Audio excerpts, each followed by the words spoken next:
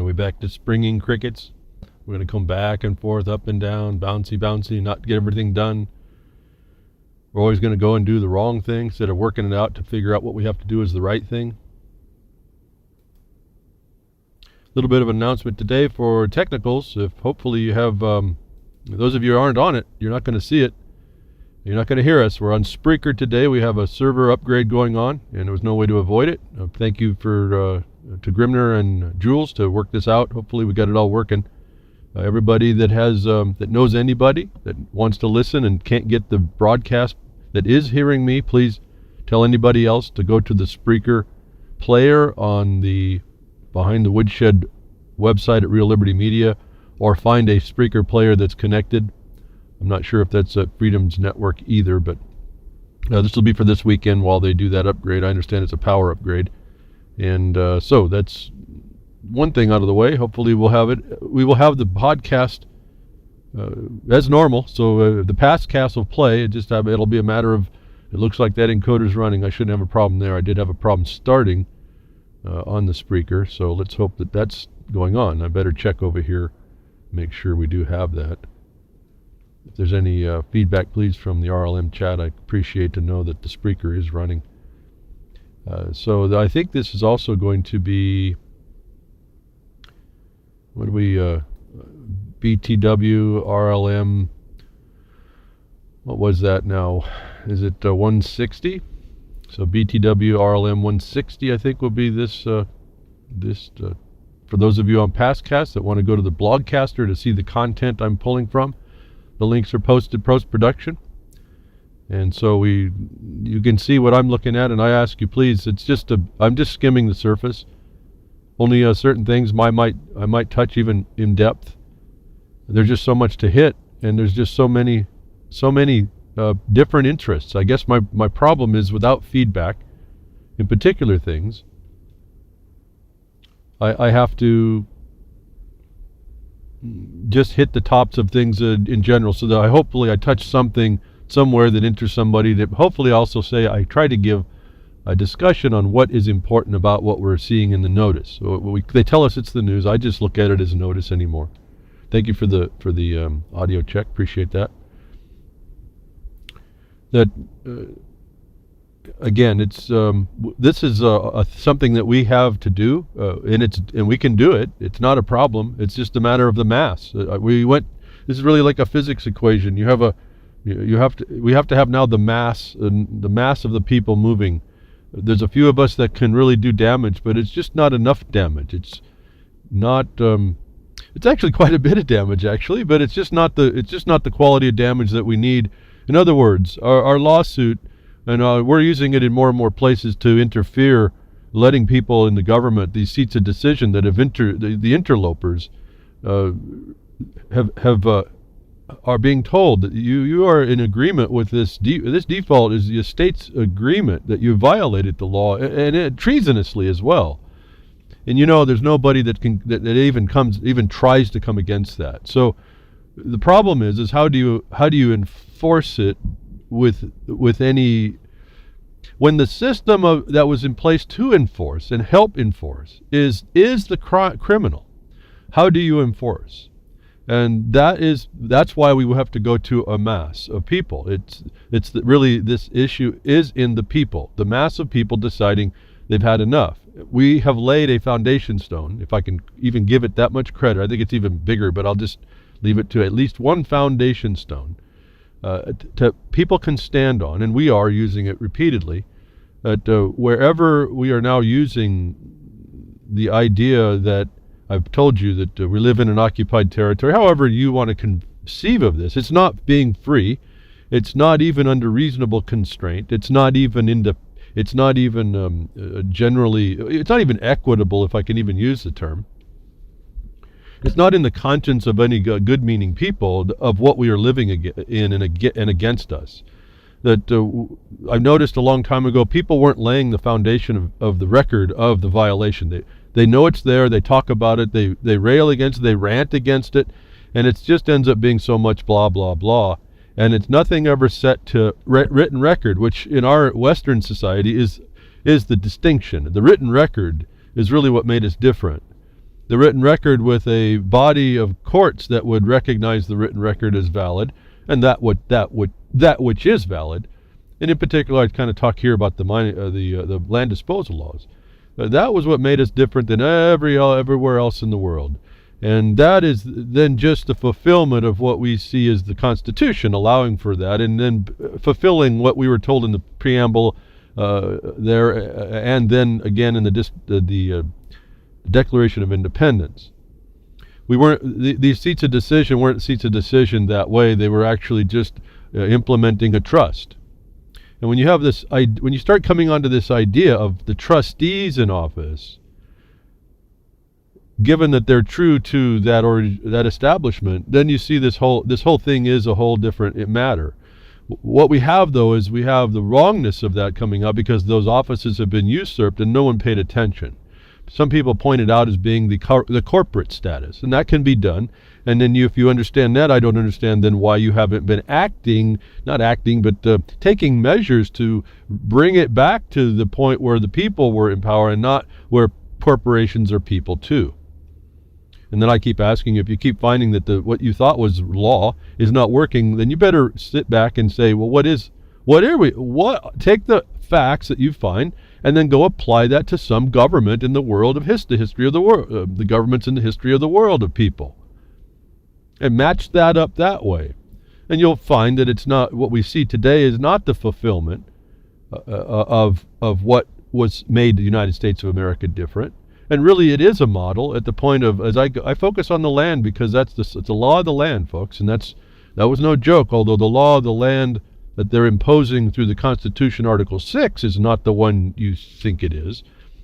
When I go to the literal law of the land, and that's where all of humanity, if I can call us the little animals that we are around the world, the way, again, this humanist terminology gets us. Men and women approaching this problem amongst themselves, not being different. Again, when there was one, it was okay. When there was two, there was trouble. When there was three, now we have a war. And I don't know why that is. It's just the way we are. And that's the reality that through time immemorial, we've tried to resolve this failure in us. That we come to the day that we have usurpers that have molded our idea of what's supposed to happen, that I found, again, I am as affected as you are, but I found something more substantial to reference than a lot of people. And I believe, because the way it turns out, and it's been turning out, it is the more correct way to look at what we were expecting and expected, and that helps us, this law, this soil disposal law helps us to keep firm, foundational. All these words are very important to understand. You have to have, they told us don't build your house on sand. There's a reason for that. That's why I have a trouble drawing the line in the sand. It means, why are you drawing the line in the sand? Why are you standing on the sand to draw the line? Get to the rock. Get to the foundation. Maybe you don't have to draw that line when you have the foundation. I don't know. That's just, but these concepts, they get us in trouble to begin with. That I try to come back every week as best I can. And this week, maybe, again, only through Spreaker. And I don't know. I should double check. There's not much I can do if you can't hear me, that you do think you have hooked up to Spreaker. One of my feeds is down. No, it's not. At any rate, there's not much I can do. If you can't hear me and you get a message that I'm playing, if the message can go out again, thank you for listening and trying. If you can't hear, but go to the Pastcast, go to the Blogcaster. I'll have it all up. I'm double checking here technically here to make sure this is all working. It's amazing what starts to fail when things go out. In fact, the startup of the broadcast, because I had to try and turn off the encoder to the normal place of the Shoutcast, it locked up the other. So now it's all working. It has been working. And so just pass the message around. The Pastcast will be available. The Blogcast will be available. And so anyway, getting back to what I noticed as I was coming up through all this, and was that people were doing it not quite right. They were making these big leaps and jumps. And I realized really quickly the judiciary, if I call it the court, even the people's court, really has to take the small steps of linking evidence chain by chain of the link of the chain of evidence. They call it a chain of evidence for a reason. That you have to do that almost everywhere, in particular when you deal with officialness. And that's their downfall, I found out. It's what the downfall of all these interlopers are. It was an adultery. Don't commit adultery, we're told, but that's what happened. We allowed adultery. And so the adultery that was committed was to our a better form of way of living, where we recognize property, we recognize the limits on both the ingress and egress of that, not just the ingress and egress to the property, which everybody has a right to as well. But I'm talking about the boundary that's created in property. And it's not an ideal thing as well, because then it sets up some other ideas of separateness. But in fact, we are creatures of separateness as much as we are, let's say, the tribe that they want to keep foisting down our throat. Remember, these tribes are tied to the UN, the United Nations. They want to put you all in your nice little cozy tribe so they can make it all Ubuntu or whatever, all human.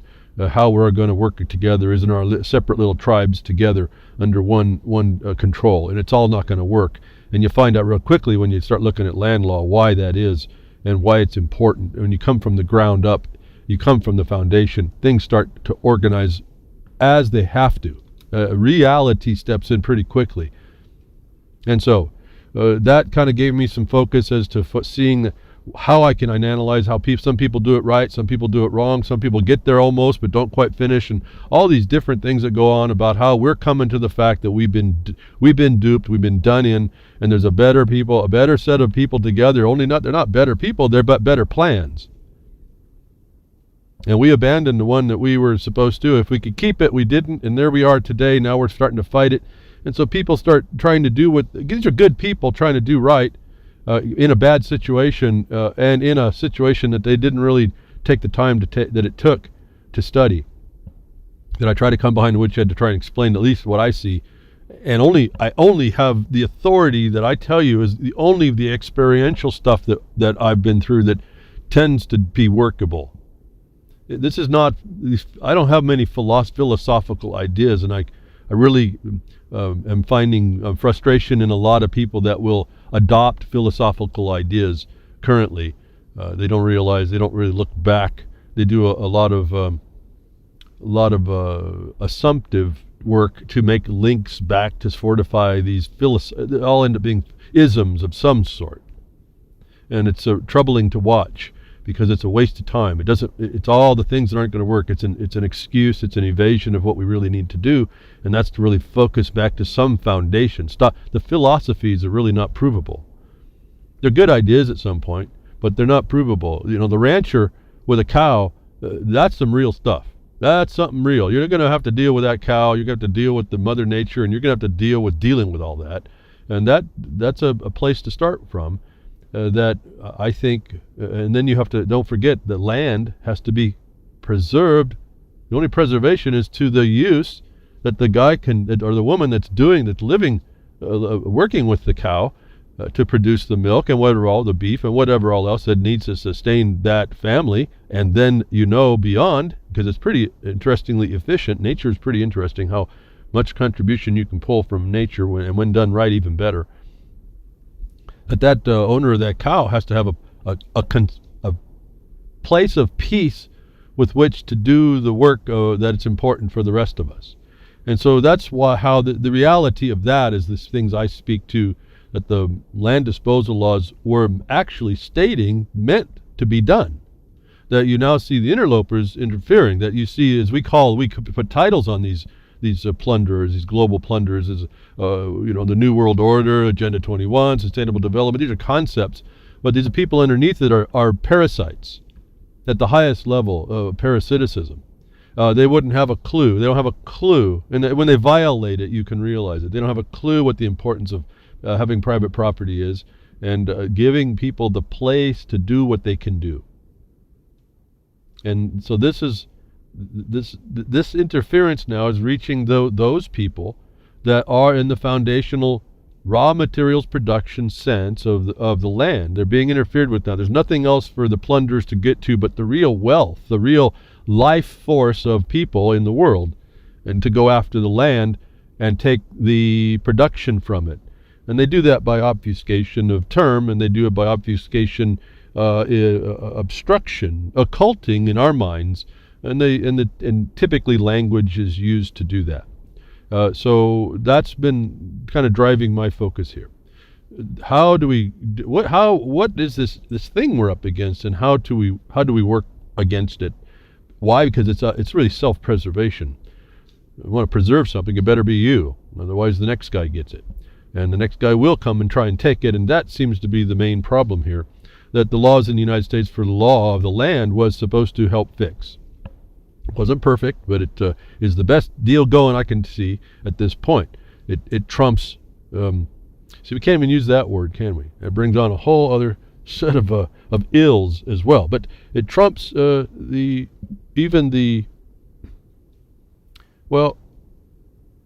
it lays the foundation to get us down the road that we can at least try to live in the peace, and give us an objective basis from which our peace is lived, so that we know we can find the intrusion to that, and that is a social ill that we stop. That's what we call crime.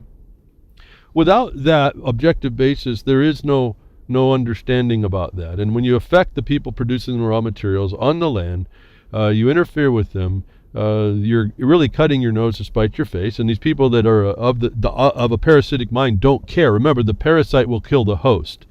And so, anyway, focusing on these producers, you now have people lashing out, or what appears to be lashing out. And and I wasn't even going to talk about this, but I wanted to point out at least two errors that I keep telling you about that happen. This condition we live in under the occupier that our lawsuit spoke to, and sued the Bar Association as one of the parties. We had 10 parties in our lawsuit. The Bar Association was one. And just so you all know, the political parties, the Democratic Party and the Republican Party, was another party, two parties in our suit. So anybody coming by these parties before you today in these elections, in these candidates, is a criminal by their party affiliation. So to me, they're all done. I mean, to me, it's not even a point. You all are allowing a crime. You're going to ratify a crime against you. And the proof of that is not my opinion. It's the lawsuit that we filed in 2013, where those parties failed to come to answer to that charge, that they were committing treason, essentially, against your way of life. They're plotting and planning and conspiring with the Bar Association and the seats of decision in your governments to do so. That your continuation is that frustrating thing I tell you I keep asking you not to do. Stop acting as an accessory to the crime against you. This is not that hard. I know maybe I don't speak so clear. I watch people, they don't listen. It's like I'm wondering, I asked it in the chat room the other night, I think it was last, are you listening to what I'm writing? Are you reading what I'm writing? We're talking about going to the courts and the attorneys. I said, no, you have to kill the courts.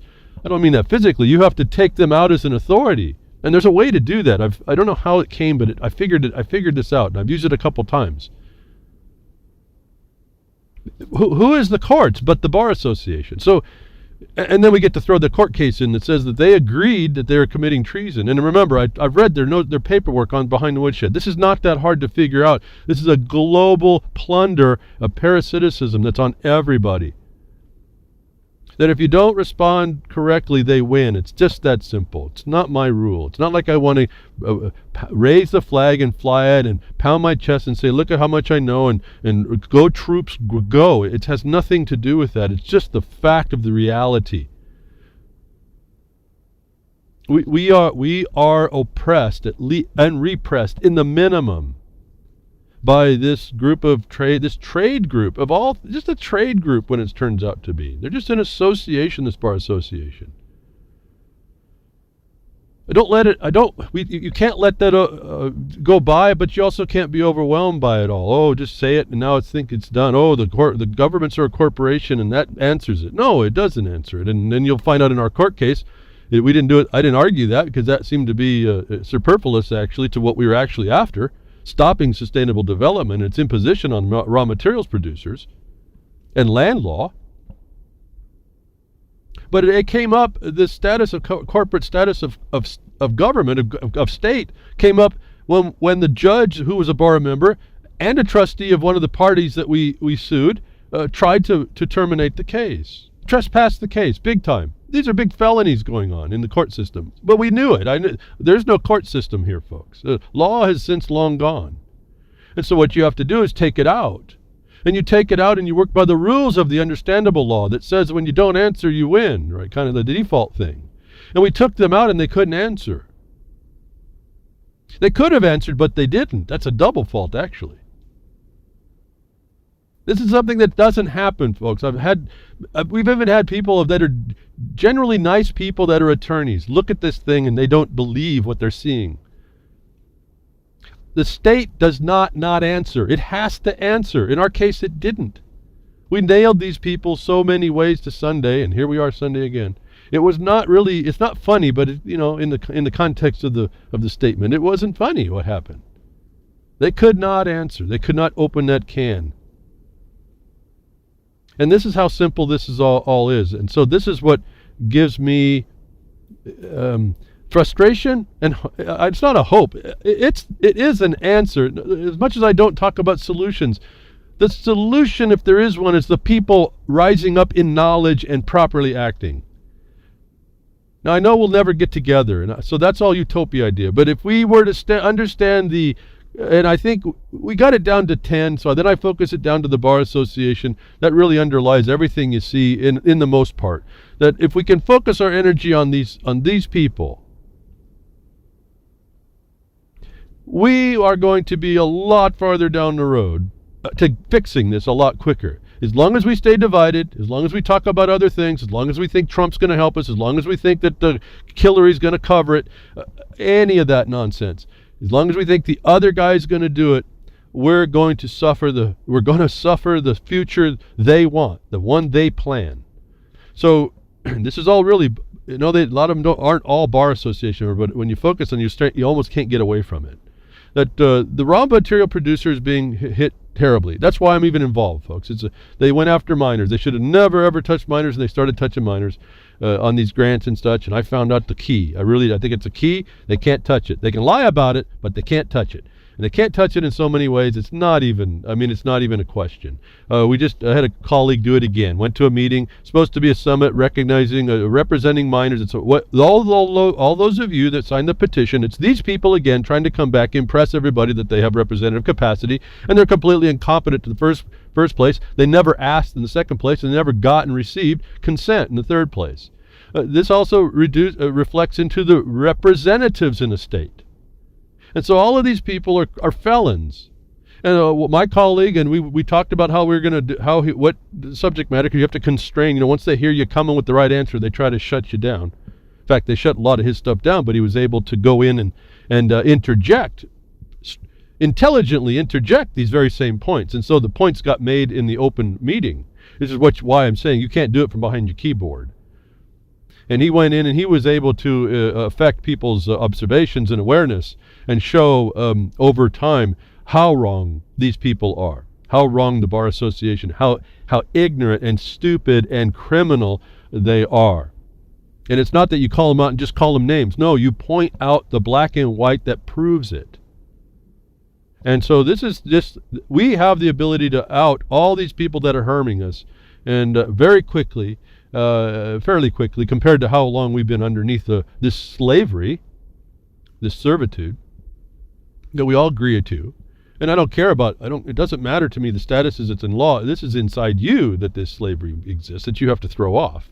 That you start to throw off by engaging that enemy against this being this way of life, this way where property is separate and private to you for the best use that you can put to it, and it ends up aiding everybody.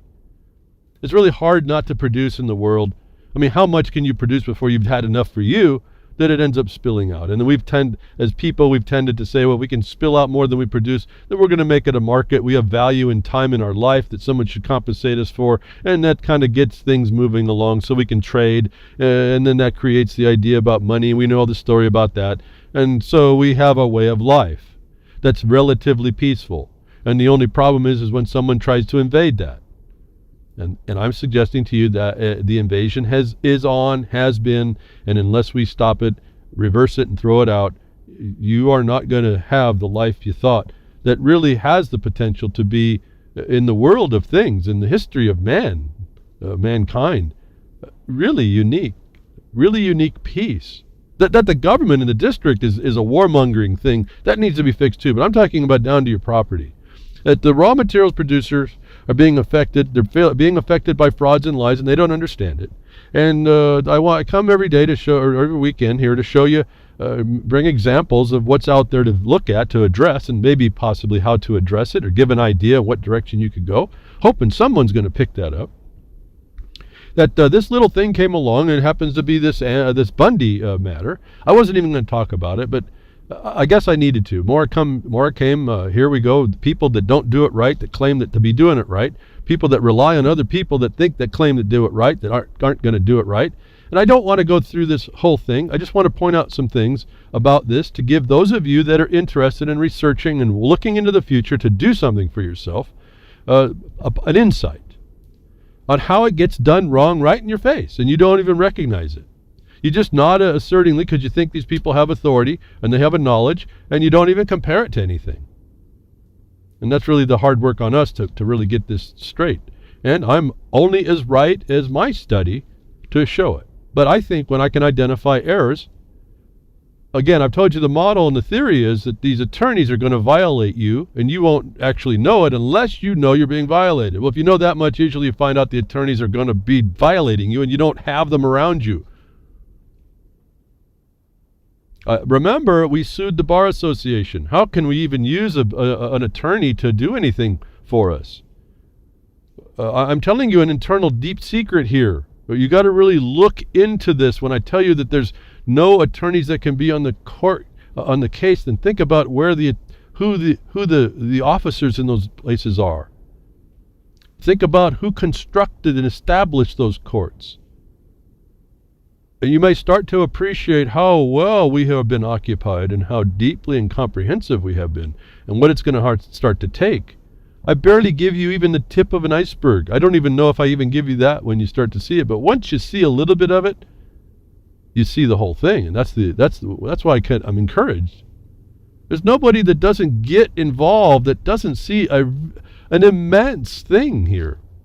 So let me go back, and Ammon Bundy apparently filed the paper. In fact, it says that Ammon Bundy filed the paper.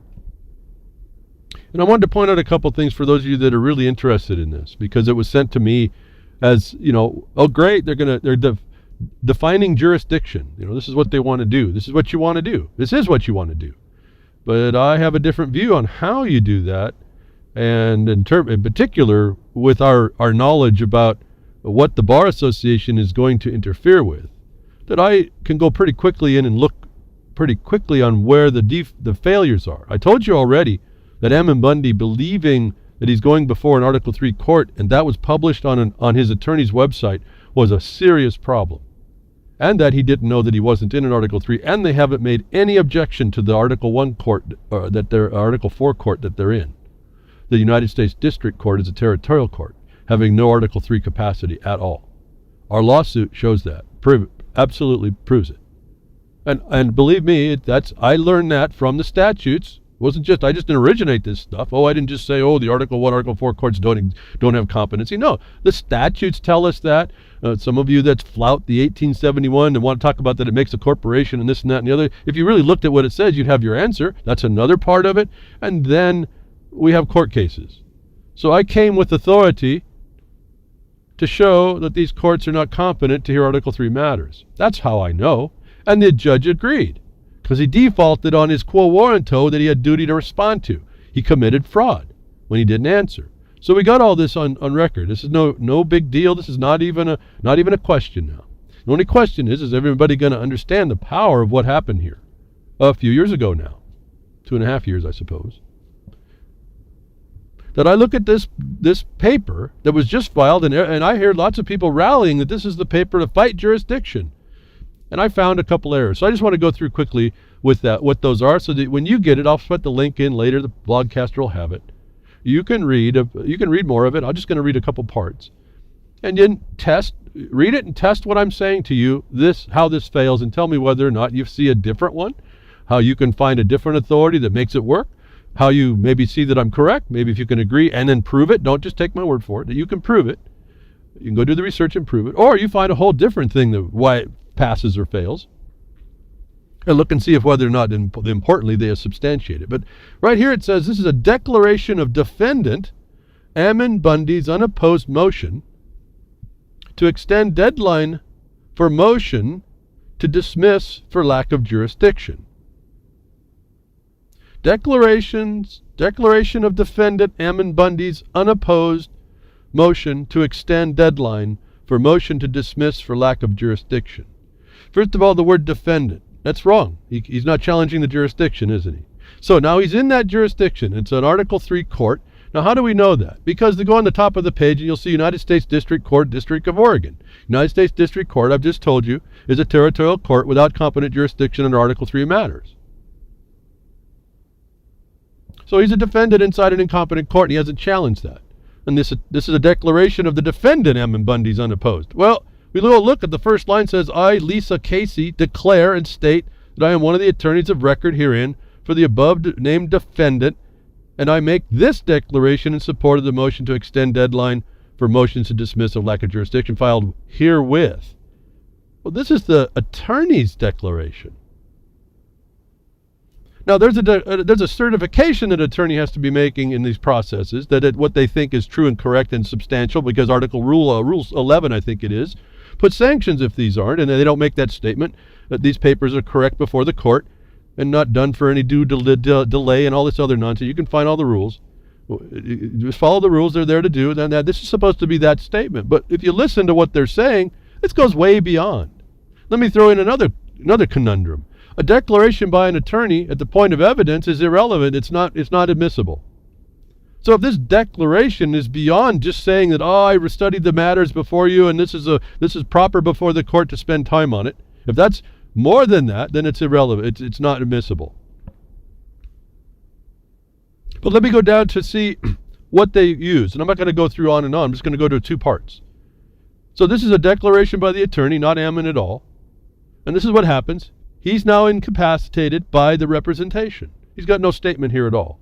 And what she's saying has no bearing at all on as evidentiarily at all either. And so she's just instructing the court, giving advance knowledge of what the argument's going to go be. And so I wrote down to rule number 3. A defendant further intends to argue that once statehood occurred for Oregon, Congress lost the right to own the land inside the state except for purposes outlined in Article 1, Section 8, Clause 17, the Enclave Clause of the United States Constitution. That's a failed statement, folks. And I went quick without, I'll give it a little bit of an insight here, but that's a failed statement. That Congress lost the right to own land inside the state because of Article 1, Section 8, Clause 17. I've discussed Article 1, Section 8, Clause 17 in the context of Chris Ann Hall being incorrect and Ken Ivory, another attorney, being incorrect. When they talk about the state being brought into statehood, what document did that, folks? We have to go to what they call the Enabling Acts, excuse me. But in Oregon, it's called the Oregon Emissions Acts. And if you go read Article 1, Section 8, Clause 17, I told you there's 2 words right in there, or 3 words, that qualify that as properly acceptable to be utilized, and then directs us to the document that does that clause reservation of ceding land. That the Oregon Emissions Act is the document you have to go look at instead of this Constitution. And it says it cedes these lands back to the United States for what? And this is the key. But it does say in that document that the lands are ceded back to the United States government upon Oregon statehood. I'm not going to analyze the deeper stuff on this. It's beyond what they need here, so that's why I'm not going to discuss it. But first of all, this comes in as an argument, and I tell you, never bring an argument to a fight that you don't have a discussion on the answer. If you're not in that seat of decision, don't bring the argument. Bring the fact of the failure of the other side to be able to claim. That's what you bring. What do you do to do that? You bring title. You bring title to the land, and you show how your title's better than the other guy, not the defective part of the other guy. That doesn't fly either. Defendant further intends to argue that once the statehood occurred for Oregon, Congress lost the right to own the land inside the state is wrong. It's a failed argument. Admissions Acts ceding land to the United States proves that on its face. that this argument is going to fail, folks, right off the bat. And these people are the attorneys that are going down this Ken Ivory, United States, Utah imposition of a state now controlling the public lands fiasco, wrong-headedness, improperness that is going to defeat this whole thing right before your eyes. And the mining law is there as the sore thumb evidence of the fact. That's how I know a lot of this is the way it is. I've told you I talked to Ken Ivory when he did his traveling road show. I presented to him 5 errors in his opinion, and he agreed that those errors were there. And he said we'd work them out in the future. Well, what he did is he transferred over some things. He obfuscated some facts. So the next time his traveling road show came out, they didn't show anybody who didn't read, didn't understand. Those little facts that were the telltale points of the failures of his argument were not in his presentation. That's the amoeba, folks. That's the system working against you. Now, we had anticipated this, and so we have an additional tact. When the second road show came with my colleague now, he's now understanding what's going on. He threw it out. We were able to expose the problem, and a couple more now, because when they shifted out and removed some of those facts, they broke the link of chain of evidence of their logic. And so the Admissions Acts of Oregon that brought the very thing that they talk about, that brought the statehood, the Oregon Territory into statehood, is the very same document that cedes the land to the United States for purposes of ownership. For what, though? Not for the purposes of ownership. It was for the purposes of ownership, for the purpose of disposal back to private use. That's the missing link on all of this. And these attorneys don't want to say that. I need you to know that, because that's what we're focused on. That's how this thing actually works. That's what makes the mining law a trust for the mineral estate. The dominant estate underlying all land is in trust as disposed to you and me, waiting for us to go get those minerals out, because they're very special. This is a mineral estate. It's a very special estate. This is not a resource as these snake oil salesman attorneys try to sell you on redefining mineral estate and mining as a resource. Folks, once you dig the mineral out, it's gone. It doesn't resource. Right? It's a source. And this estate was given to you and me, and those out of the country that intend to become Americans. It's been given to you too. This is in trust, and it's a disposal. And that was required under the same Admission Act that they claim the United States lost right to own the lands inside the state in the lands not disposed. That's a wrong argument. Let me go down now. I've spent too much time, I think. A lot to say. I could go on and on. I'm not here to prove my argument. I'm just here to point it out. You go and do the research. But let me go down to number 7. In addition to putting evidence in the record about land ownership, let me suggest something right here. I'll read this through, but I had to stop. They're going to put evidence in the record about land ownership. They need to put the evidence of the ownership, folks. You see how the attorneys twist this? They had torn the property out, imply it's in the government, arguing fraudulently that it's in the government, and don't show who actually owns it. So they're going to give you evidence about land ownership. It's not evidence of the ownership, folks. What's the simple evidence of the land ownership? It's not your deed, it's the patent. If the land has been conveyed, there's a patent for it. If it's not, it still sits in trust in the United States, not in the state. The reason why they did that is because the states were not trustable to have this land and not maintain a remainder interest that was eliminated when they ceded it to the United States, which is the very same remainder interest you find out if you don't understand what's going on and they say, oh, your land and improvements is taxable. That's the very same interest that was eliminated in the cession of the lands to the United States in trust for disposal. And yet they'll attack it on you, and you'll believe that's the truth. But here it goes. In addition to putting evidence into the record about land ownership,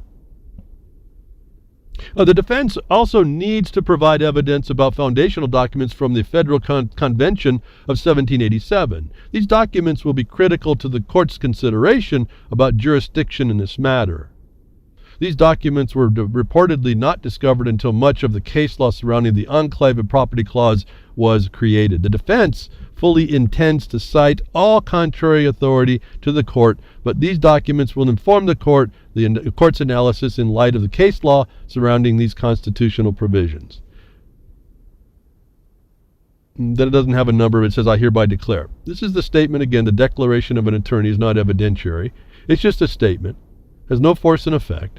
But you notice they're talking about putting in case law. That's the common law, folks. That's the judge-made law. You don't do that to a disposed property. The disposed property, the law is made in the patent.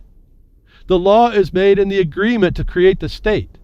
That's like a patent in a way. That's an act, an agreement with express and implied contract that cannot be defeated. Nobody, no court has jurisdiction over it. It goes by its term, and neither party can even change it. Did you hear that in there? No. They talk about some 1987 convention and this and that and the other, on and on and on, all the stuff that's irrelevant. Not the ownership, but they're talking about ownership. They cite common law. They're going to incorporate possibly incompetent discussions by other opinions of judges who had no competency over the disposals. And in that, they never actually talk to the lack of jurisdiction of the court, do they? If they're going to do that,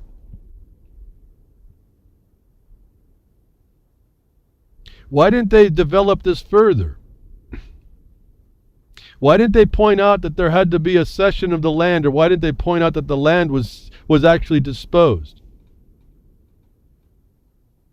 Because they don't do that, they're not actually challenging jurisdiction. They're handing it over to another bar member to find that it's going to be okay.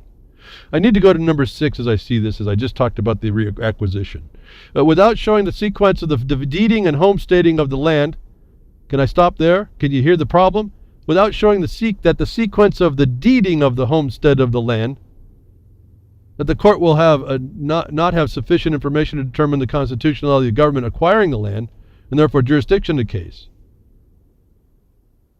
What is that even a statement? Without showing that the sequence of the deeding of the homesteading of the land, the court will not have sufficient information to determine the constitution of the government acquiring the land.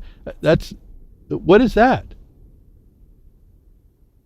The deeding is not what you're interested in anyway. It's the patenting, right? And the homesteading is just evidenced by the patenting. And what about the Mining Act?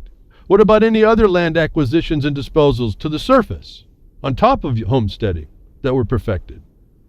This is a failed argument. They're talking toward reacquisition, though. So let's go on. In the event the court rules adversely to the protester in this case, the defense wants to ensure the record is sufficient for appellate review, but they're not going to put any land possession documents in, right? They're going to do deeds.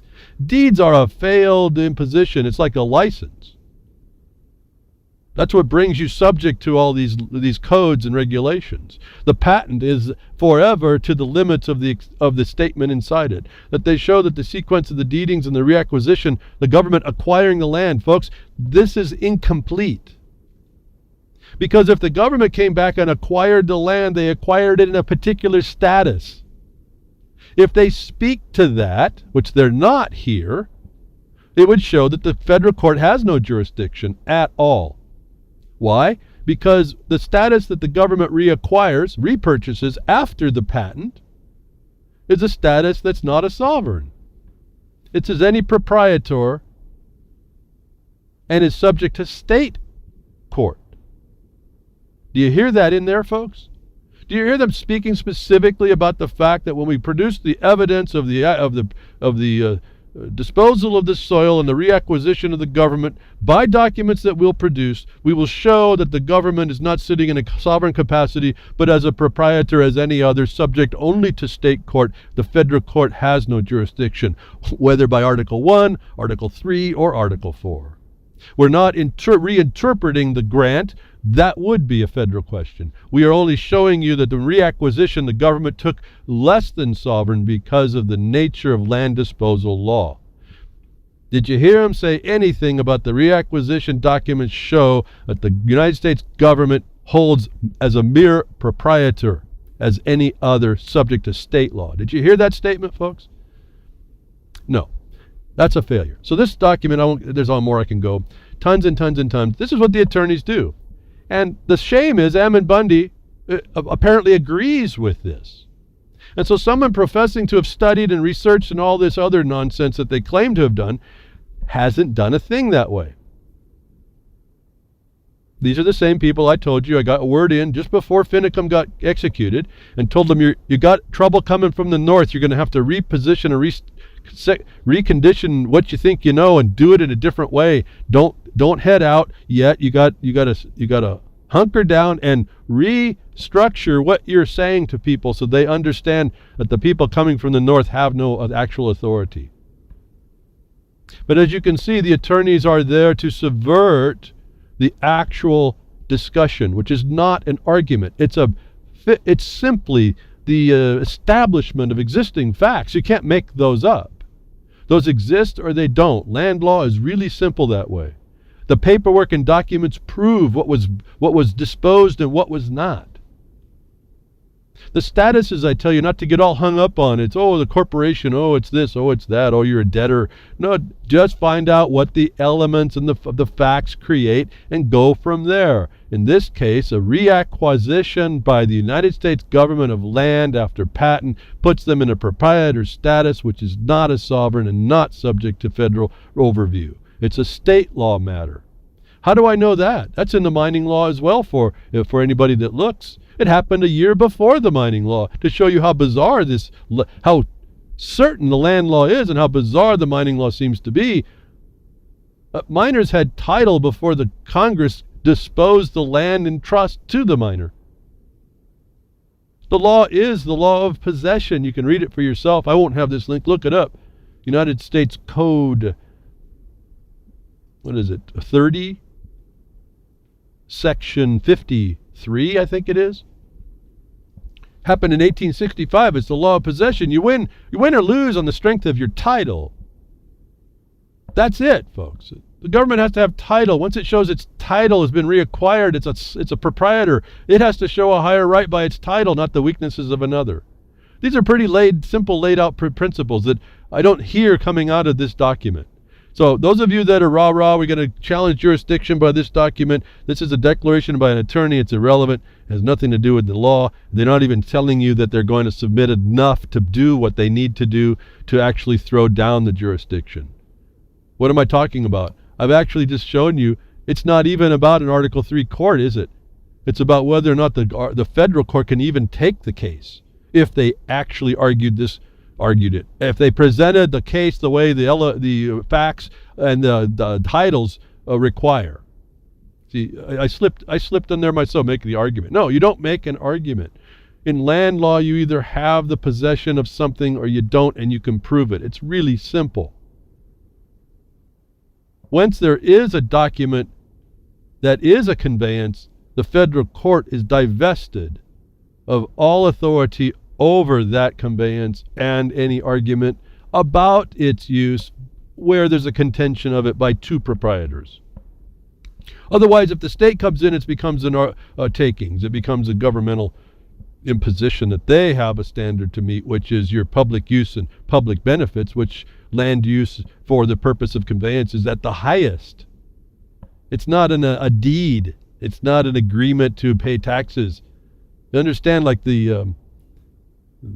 oh darn it, it just slipped from my mind. The lady lost her house due to Pfizer getting the land, and it was all about the tax base. Why? Because she produced a deed, didn't produce a patent.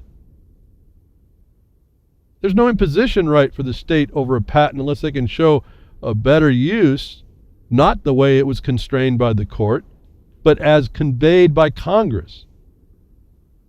And the conveyance is not challengeable except by the parties or someone affected, and only upon a fraud. And maybe only for a certain time, as far as I can tell. There might be a limitation on that. Again, this disposal is to settle the land. And so my point about all this is that so-called Ammon Bundy knows what to do. He's got an attorney, failed. That's a failed position. This document opens up as a failure. It goes to number 3. It's a failed argument. Number 6 is actually not developed enough. And number 7, does not even develop what is going to be presented to the court that would actually be evidence of the facts that they even claim they could produce. All right, so this is, I don't know. Again, it could be. I can go on and on about this stuff. I don't intend to. Don't want to. I've spent a lot more time than I thought it was going to be. There's a lot more study behind to support what I'm saying. I'm talking to you from my knowledge of how this works, not to give you all the proof. I give you some proof. You could actually document what I've said, and it would be fair enough. But again, Cliven Bundy was told by my colleague when over his situation how his grant to the use of the surface was paramount, and that he was being violated by the USDC court in Nevada. And even after he was told all that, he went in Nevada and he did it wrong himself. I identified that as well. So there's people that hear this stuff, but you don't do it right.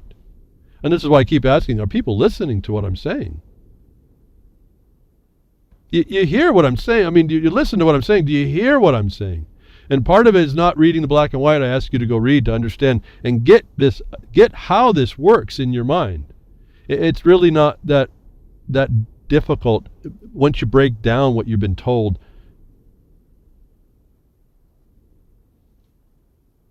I'm saying it's really not that difficult. That's all that keeps coming to my mind. Folks, it's right. We have it. We have it to expose these criminals. You're watching a theft by extortion in the attorney right here to present what they claim is a competency they have to do this paperwork, and then not produce the fact that the facts they need to support the challenge. First of all, they didn't argue that the USDC court was incompetent in the very first instance. Then they bring a paperwork that she believes is subject to that court, and then doesn't even show how they're going to become evidentiary in the way they need to support a challenge to it. And then she telegraphs what they're going to do to the other side on how, and they've already got it figured out. And they don't even, I'm sure, and some of this they're really truly ignorant of. They may not even understand how vicious the DOJ has become in supporting an international imposition to even deny the words in the law, and the judges will agree with it, showing again the Bar Association is one of your main adversaries. They put you in a court. They called it adversarial. You didn't realize it was that system against you and your property. As I said last night in one of the chats, the courts are crime scenes. My question to you is, do you know more than just internet blah blah blah? Do you know how to prove it? If you listen behind the woodshed and really listen to what I'm saying, I think you may have at least a vocabulary to start to be able to prove it. But if you're really not really hearing me, what I'm saying, you're probably still wondering. And I'm asking really, tone it up. We got to have people that know what's going on. I just went pretty quickly through that. But when you go look at the Admissions Act, you could not make the statement made in number 3. You could not know that presenting what's said in number 7 would be sufficient. And to not state that you are going to explain that the government is not a sovereign but a proprietor and only has the rights it has, not in sovereignty, but as a proprietor, equal to everyone else, you don't have a clue what you're talking about. And when there's a court case about the reservation, about the meandered lines and all that, it's very interesting that what they actually reserved.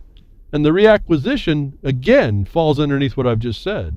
It wasn't outside the meander line, which means it's inside the lake. These are reacquired land, not the lake. They reserved that. So these are lands outside the outside the inside meandered lines, which the court said was still held in the United States as a non-navigable lake. Because some property owners who were not in the case, it was stated by the state of Oregon, ought to have had property rights to the center of the lake if it's non-navigable. But meandering does something else to the land. And so you have to understand all these simple things. And the court the court found, and I have to find it seemed accurate enough, found against the state of Oregon's assertions, which tells you those attorneys didn't know what the hell they're talking about. And so you want to go to an attorney or the state, or you think you're going to the state and to try and get justice, and these people don't have a clue, actually.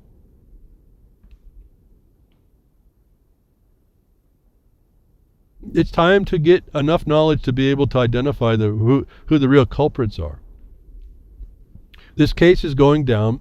This action's not. This little motion to extend time might extend the time, but what they're going to bring and all the time wasted, and all these people are sitting in jail, for all this time that's being wasted to do all this, all these extensions of time, to bring the wrong argument, to wait for the decision, to get the right answer to the wrong argument stated. As I told you, bring the wrong question, they'll give you the right answer. That's what this is going to be. So those of you, I guess the whole point is, I get lots of people this last week, rah, we got a jurisdictional argument. Folks, it's not. It's not even close. So don't get your hopes up. If I'm wrong, okay, well then they get a jurisdictional challenge. It'll only be that court won't take it, but that's about impossible. But it will be if this decision goes this way, it'll be on the wrong reason, I can tell you that. And it will not advance your knowledge about how to properly do it. And that's a whole different type of subversion to you, as I can conceive. They end up getting what they want by tailoring how you think about something, and they will take what appears to be a short-term loss for a long-term win. But I see it pretty clearly here. Number 3 is a failed argument. As soon as that goes down, and they claim that the land is still owned by the United States, and it is. It's owned, but what doesn't get added is it's owned, but owned as a trustee because of the clause for redisposal. That's going to get lost in all this. Not in me, but in those that listen wrong, and the courts certainly are going to lose that. But as soon as that argument says that the United States has ownership, this argument's done. It doesn't matter the rest that they put in. I hope you gathered that as well. And so the country's going down. The country's going down because it's losing the actual law that protects the land upon which we are productive. And they said in Agenda 2030 they're going to control production and consumption, correctly? And I've told you they're going to do it by convoluting the production with commerce. Well, these courts, these USDC courts, these are somewhat commerce related. They go through the FRN, they go through the business side, if you will, bankruptcy. See, it's all connected. How they are going to take this, they are going to control production by wrongly characterizing it as production. Now, I don't know why other people don't see that. I can kind of understand why, but it's pretty clear to me what's going on. It's pretty clear to me how they're doing it. And this is only there's 7 points they put here. I've only touched 3. Just paragraph after paragraph of this document is a failure. It looks good, though, for everyone looking at it. Oh, like I said, lots of people came to me. Oh, look, they're making a jurisdictional argument. And I had to come back and say, I need to tell you, you're not looking at what you think you're looking at. Here's a couple of examples. And I kind of went that through with you here now and didn't know it was going to take quite so long. But if you're listening to what I'm saying, you're hearing how it's done right in your face, wrong, and yet there's a right answer. So we either have what, folks? Just look at the attorneys. And I don't like to feel bad. Blame anybody. I really don't. But we have to take a reality check at some level. These people are one of 2 things, as far as I can tell. They're either completely incompetent and they're lying about their service, or they're in on the plan. They're either incompetent or they're in on the plan. Is that somebody you want to hire? Is that someone you can trust? Is that someone you hand your capacity, and then because of their representation, your incapacity before a system that's set up to do the takedown in every instance? And when I just told you that you now don't have a court system or people that can actually defend you, when you go in, you better have the right answer, and they'll still come out with the wrong one, as we did. They had to go silent with us. Then they tried to do an obfuscation, so we had to be able to check that, which we did all that. You'd have to be able to do the same thing. It's not that hard, but the point is you have to do it.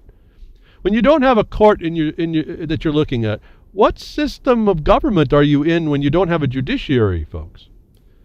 Is a reality check that you need to make. So this is a little deeper thought. And this is why I say it takes you to see all this and understand this to be able to start to think clearly again. And that starts to set your mind on how to think clearly and how to cut through the criminals and just put them to where they belong, and we get back to what we need, but we need more of us. One person screaming in the street that someone just committed a bank robbery is not enough. And then I see evidences like in Iraq, some police officer shot some people sitting at a cafe over some argument. The people came out and went after that cop. They weren't going to take that.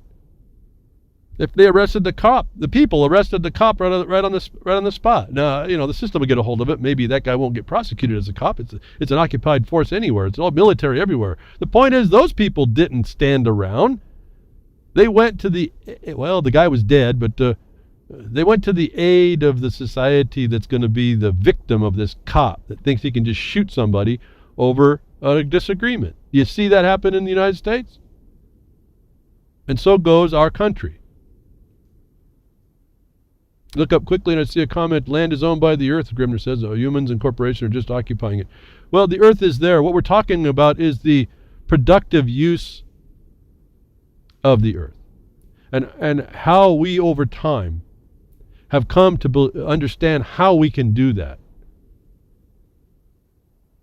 And to do that because of our nature somehow, for some reason, we found it's much better to isolate sections of land and allow people to put their productive skill to that. And typically that's directed by the land itself. That's why the mining law is important, because the minerals are where they are. You just don't invent that. You have to find those where they are. That takes priority. That's why it's called a dominant estate.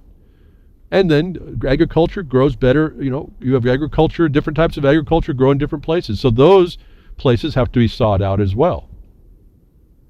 And so this is about productive use, not just about ownership. It's about possession and use. Essentially, it's agreed slavery in a way to the productive use you can make of the land.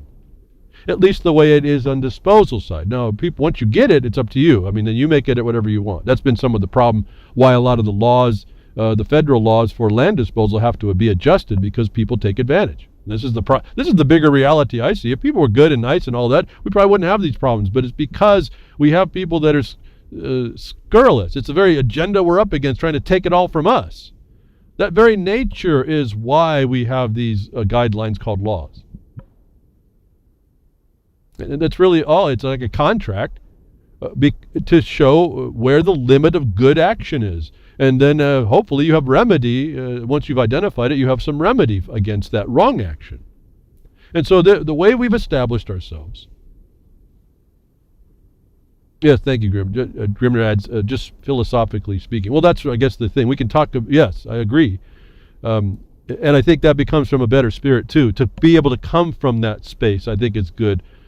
And I'm, again, speaking from the reality of the nuts and bolts of what we do as people against each other and how we've come to here to resolve it.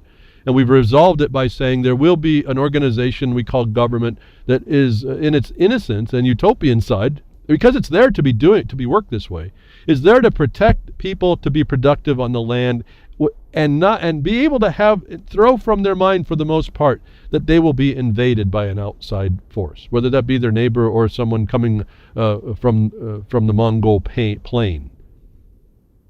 And so, again, not throwing everything out, trying to keep tied up with the good stuff is kind of what I do here with the land disposal and law of the land, that we can use it as literally the bright line. I use it to immediately find, in my estimation, the failures of people that profess to be competent in disposal law of the land and laws generally, these attorneys who are absolutely incompetent. And then we find out worse. Not only are they incompetent, they don't intend to be competent. They intend to get away with their theft.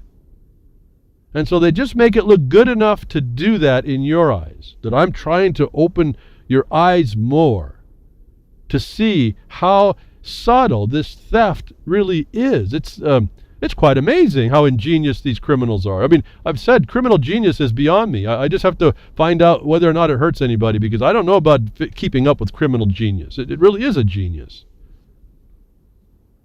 And I see that genius working in the Bundy case. Not happy about it. I haven't been happy about all this. I have told some people behind the scenes, there's no ear for what I have, no ear to hear what I have to say. And I've asked you before, and as I did on the email discussing this with somebody else, for those of you that have a connection, maybe you can pass this on. And I hope that they start considering this a lot better. For all y'all that are looking, if you're into this, I don't want you to be thinking that this challenge to jurisdiction was actually a challenge. I see it to be a deceit. And I think it's just buying in. You're asking the wrong question and going to get the right answer, and it'll make you think that there is no challenge that can be made, and you won't understand the subtlety. And that's only the ones, folks. This is only ones I can see. I'm not even talking about the ones I can see. I'm not even talked to all of them, but there may be all kinds here that are all kinds of failures in this in these things that I haven't even come up with. You can find those as well. The point is that there's so much that goes wrong. When you find out that the government truly is limited, and how limited, it's quite an amazing thing that actually was created for us to this point in our the evolution, the evolution of mankind. And I don't mean that by species, okay? So we have a lot here. A lot of food for thought, and a lot of proof to make if we will just step up and do it. That I didn't, like I said, I wasn't even going to talk about this. I'm getting kind of the point why. And then I said, I'm here to tell you and give you the eyes to see. And here's 3 simple points I can point out. That at least 3 is facially a failure. Absolutely a failure. This is the same argument, the same problem that Ken Ivory has, the same argument that at least Chris Ann Hall and these other so-called constitutional attorneys have. They want to focus on this one constitutional clause, and they forget that there's a little clause inside that clause that says seed. And that's exactly what happened at the point of the Admissions Act or Enabling Acts. And there was a reason why it happened, and yet they look right past that. And then you get these attorneys based on that. I'll bet that may have been even promoted to the attorneys. And the attorneys are kind of sitting back, okay, I'll press that argument. I know it ain't going to go nowhere, but we'll press it anyway, so you think I'm helping you out. Because if they were competent, they wouldn't have written that, folks.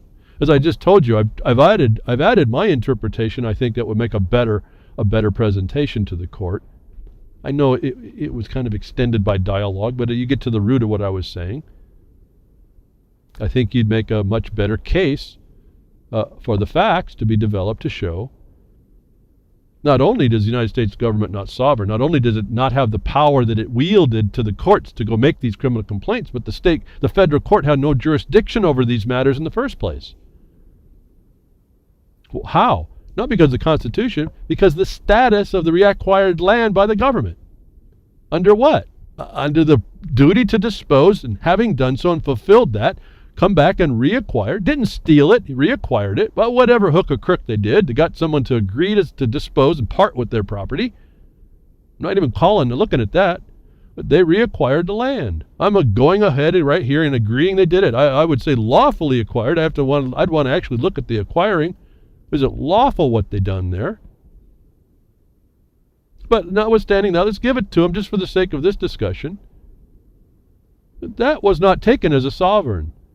And did the proper party take it? Did the BLM take it? Because if they did and they reacquired, they are a corporation. That's a whole other train of thought. I don't get all weirded out about it. That's just a status to me. And then you have to think about it. Why do they take as a corporation and not the government? It's because they take as a proprietor. It's pretty simple. I'm going to throw a little tidbit out to you. Have you all gone down and figured out to go check in the state of Oregon whether or not the Forest Service of the BLM has filed their registration agent papers as a legal entity, as a corporation, to acquire the land and do business in the state? Has anybody thought to do that? Am I the only one that asks these questions? I hope some of you have. I mean, I want to know that my listeners are really kind of working this thing over big time. And you're really empowering yourself. You got an engine fired up right now, and it's getting more and more momentum. Have you found the statute that says when the BLM acquires land, it does so as a corporation? No big whoop. Now, okay, if they're a corporation, did they file in Oregon to do business in Oregon? No big whoop. It's just what the law is requiring, because there's a reason behind it. It can't acquire as the sovereign. And it does not acquire at the sovereign. And I'm just flashed in my mind. Anybody goes to JeffersonMiningDistrict.com, go find important cases, a little button somewhere. Go find the Menard Run oil case. And you'll find where the Forest Service had property. It is no different than a proprietor as any other. It's a local property owner, having all the same rights as they gave or given or acquired that anybody else was gave or acquired. They're not the big bad wolf. They're not Uncle Sam that way. And yet everybody makes a big hullabaloo about the United States government being a corporation. In fact, it's a weakness. When you find it comes in that capacity, treat it in that capacity. Don't make a big deal about it. When they come after you that capacity, you come back. That's what the challenge is about. Use the proper tools. Most of the tools are there, at least the ones I've found that I can use. So I guess to me, this is not even a big deal. But to watch when I can see that these tools are there, when I can see that there's a hierarchy of the law from the land, the foundation of the law of the land, and it's being completely ignored by those professing to know the law, I watch a crime, folks. Pretty simple. And then I seek out to find out whether or not they're doing it correctly. On top of the fact I can see they're a criminal, the odds are they're not doing it correctly. And so I'm going to be able to, let's frolic through legal land. Let's go find all the places they've failed. And we build that dossier up on them. This is their weak, this is the Achilles heel that everyone rails against. There's rants and raves against it. They don't use this fact. No, they succumb to these apparent authorita and the system that apparent authorita is fabricated to defeat y'all. Now, when you start to address it correctly, there's no silver bullets. You're looking at a criminal. Now the real rubber starts to meet the reality, meets the perception meets the reality, the tangible. And until we get more people seeing what I see, as quickly as I can see it, and understand the processes that are in play, and the last final push we have to do en masse, until we have people do that, it's not looking too good. And yet we're that close. I just in a way, I kind of get a little excited. Won't that be a neat revolution? Let's get off the wheel of revolution. Okay, you guys want to do a revolution? Let's try that one. See, but I'm not saying get on the revolution. I'm actually saying re-impart the power that the people have and reconstitute the government the way it was supposed to do by throwing out these people that are pretenders, essentially. And they're criminals, but I mean, just even pretender, even giving them the thought about, well, that should have when I told you, the folks, that the attorneys don't know what a bill of attainder or an ex post facto law is, that should have told you something. That should have rang bells long time ago. When they don't know that. That came up again at the summit. We'd be able to rub their nose in that dirt that they don't understand. And that's the very problem. They're violating those two provisions to be imposing upon you. See, to me, it's just, I told you, it's a target-rich environment. The evidence of the crime is everywhere. And it's astonishing that we're in the trouble that we are. At that point, I don't know. I see us going down. I do see us going down. Not that I'm praying for it. Not that I'm hoping for it. Not that I work for it. It's just that there's just only so much a guy can do in the world. It was really our Achilles heel that made us, we gave you a republic if you can keep it. That's the mass being spoken to. And so the mass must speak. It must stand up on its own. It must have the fortitude to do so. It must have the knowledge. And it can't speak outside of its rightful power. Or else it sounds stupid. It does. It really sounds ignorant to me, even when I hear it. It's the same hesitation I had when I'm seeing a lot of people saying, here's the jurisdictional argument. It's not, folks. It's really not. So, the United States is going to go down. The United States of America, the people of America are going down. and there's a way we can stop it. And I hope I here every week to try and give you some insight that maybe you can do your part to right the wrong you see, whatever it is. Otherwise, we're going to see what's come upon other places, I tell you, is a mirror for what's happening and happened, I think, in large part, though it doesn't look quite like it to America. And I'll get back to my tabs. Way long ago. Suicide of Venezuela was an article I read. I found it very interesting. You might want to read this one. And then, said the author says, and who was it? I don't see the author the way this is posted. I never expected to witness the slow suicide of a country, a civilization. I suppose nobody does. Let me tell you, there's nothing epic about it. We who have the privilege of travel often look down in satisfaction at the ruins of ancient Greece, the Parthenon lit up in blues and greens, the Acropolis, the Colosseum in Rome. We walk through the dusty streets of Timbuktu and gaze in wonder at the old mud mosques as we reflect on when these places had energy and purpose.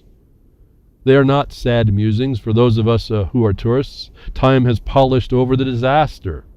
Now all that is left are great old buildings that tell a story, and when things were remarkable, not of how quietly they fell away.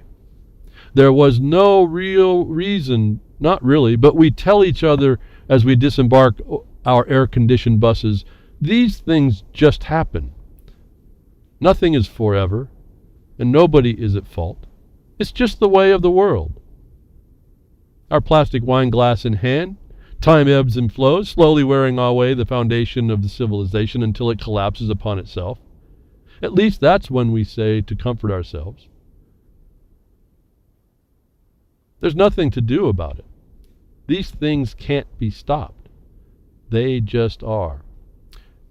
I'm going to stop there. But as you read this story about the suicide of Venezuela, I was hard-pressed not to think about America or any other place in the world. And he says that we give ourselves the license to think that things are not forever. You know what's interesting about patents? They have that very phrase in it at the very end. That these rights are given to the assignee, the patentee or assignee, forever. How audacious is that statement, folks? That is contrary to this very observation, where we look around as tourists and we find all the failed nations giving license to the fact of how they fell as being some romantic idea.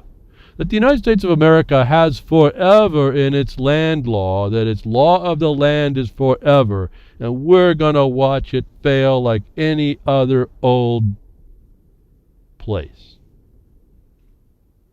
It's really and truly a sad thing because we were so close. This is the point I tell you, we're like in that foot race. We're that close. We're either going to trip and fall on our face, or we're going to keep on going thinking we're last and then find out we're first, because that's just who we are. And we're never going to be wrong. We're never going to fail. Well, we failed a lot, but you know, when you're talking forever, that's a pretty long time. That's a pretty high bar to have placed in our law of the land that is being completely destroyed by these attorneys, by your representatives, by these political parties, by your monetary system, by your fiscal system based on this monetary debt. And this is a very interesting article. I found myself thinking, United States of America, you know, we had everything, and then we gave it up. And I can see how. I can see that it doesn't need to be, and I can see how we're going to do it. And we didn't have that republic because we couldn't keep it. We have to be the keeper of that republic, which is really this law of the land law. This law, the soil disposal law, coming from the fruits, the wonder that nature provides us, and our adherence to nature. Impliedly, we have to adhere to the nature, otherwise it becomes a fallow land. And how amazing that people take on this obligation and duty, and they make it prosper. In other words, all our problems that all these people, the refuge itself was the byproduct of a successful use of the land, and someone from the outside came to steal a byproduct of productive use, and then vanquished all those that created it. Think about how that dynamic is. Why? Because we didn't keep what we had. That keeping is our action point. This is our engagement with wanting to keep our way of life. It's pretty simple. That Venezuela, and I brought this up also. Remember last week I was talking about how the unqualified one, Obama, threatened Britain if they exit the EU. This is what happens to nations in the world underneath this monetary and fiscal policy, a global fiscal policy, if you don't go along. Now, I don't know why. I'm not sure. I've not looked in it. Why? I've always puzzled why the Venezuelan people haven't risen up in this common help for themselves to fix that. I mean, their public workers have a 5-day weekend because they don't even have enough electrical power. Why the society hasn't risen up around itself is kind of interesting to me. But this is an imposition, an external imposition, that when you don't go along, you're subject to. Well, I keep saying you have to have an independent mind, an independent medium of exchange, an independent way of going at it. And for us in America, the law of the land provides that black and white independence. I know, and I'm reminded, as I just said that, Solomon was on Freaker's Ball, and he talked about this independent. I'm absolutely with that. In this case, though, I need to say it this way. In other words, you're in the dependence, in independence, is what he's saying. And I've read the word like ignorance is ignorance. You can read these words this way, but I need to use it as the separateness that we see is promoted today, independent, away, but different.